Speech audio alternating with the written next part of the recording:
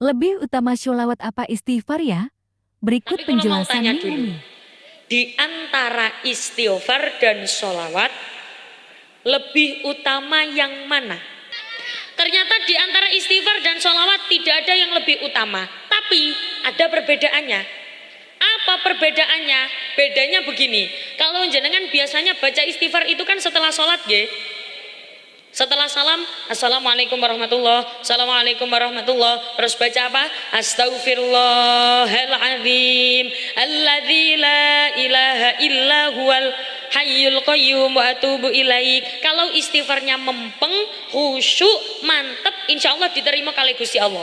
Tapi kalau begini, jenengan setelah salam, assalamualaikum warahmatullah, assalamualaikum warahmatullah. Astaghfirullahaladzim, alladzi la ilaha illa huwal hayyul qayyum wa atubu ilaih. Loh, ini berbeda dengan sholawat. Kalau sholawat dalam kondisi apapun, sholawatnya tetap diterima. Asalkan jangan di kamar mandi dan tidak berlebihan bergeraknya.